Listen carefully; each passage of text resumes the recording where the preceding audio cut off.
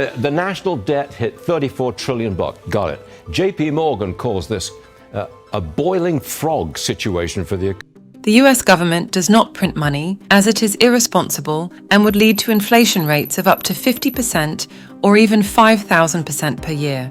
Instead, the US government sells bonds, debt, and borrows money, which is bought by other countries or Americans who have extra money. This is because it is safe and gives interest.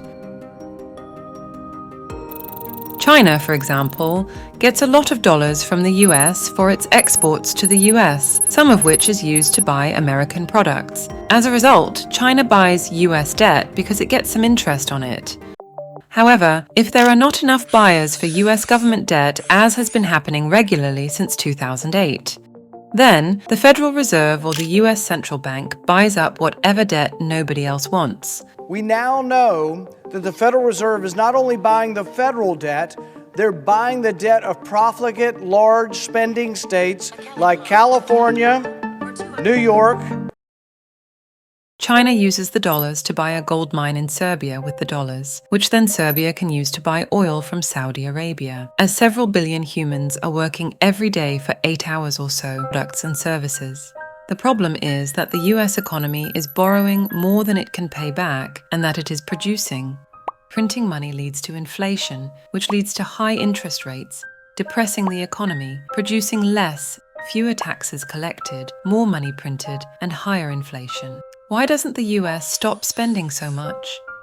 It's an addiction and the feeling of entitlement that comes with being rich and on top of the world for so long. There is another possibility of a global conflict so immense that all debts are forgiven. This isn't just freezing assets like the current situation with Russia. It's on a much larger scale. No need to repay China or any other creditor. In the chaos of millions dying and nations struggling to survive, people would be preoccupied with survival, not debt. For the United States, this might seem like a safer bet. Thanks to its geography, an invasion is highly unlikely. The battles would rage in places like Ukraine, Gaza, and Taiwan, reminiscent of World War II. Back then, while the rest of the world was engulfed in flames, the US economy grew, driven by weapons manufacturing.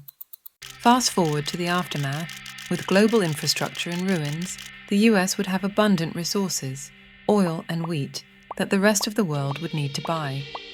With nothing else to trade, they'd pay with their labor, indebting themselves to the US. The result? The US could end up dominating the global economy once again. War is good business for parts of the economy, historically. But yes, war is good business for certain parts of the economy. There are risks, of course. A nuclear war could see some missiles heading towards the US, which would be catastrophic. And there's always the chance that the US and its allies could lose a conventional war, shrinking its influence and forcing it to rebuild its economy from within. But these risks might seem worth taking compared to the alternative of simply cutting spending and living within means. But what could trigger such a war? The reasons might sound familiar. Communism, freedom, democracy, the axis of evil. Ramp up the media rhetoric, stoke racial and religious tensions, blame job losses on foreign nations, and highlight historical grievances. It wouldn't be the first time these themes have been used to rally people to war. Now, let's talk money. Most people focus on US debt, but there's another critical metric: the Federal Reserve's balance sheet, a reflection of how much money has been printed. Look at 2008. There's a significant jump, signaling a disaster. Then, look at COVID-19. The jump is 3 times larger. Recently, the balance sheet has been coming down, which might seem like good news. But this is due to higher interest rates, reducing the need for the Fed to print money. Higher interest rates, however, have their problems. They depress the economy as investors flock to US treasuries instead of businesses, making everything more expensive. Plus, higher rates mean higher interest payments on US debt, leading to more borrowing. And with a sluggish economy, tax receipts fall. So how did we get here? Through the 2008 financial crisis, the COVID-19 pandemic, the $8 trillion war on terror, and losing competitiveness to China. Getting out of this mess is complex. Outside of the dark Plan B scenario, Plan A begins with recognizing the problem, a step we haven't even reached yet.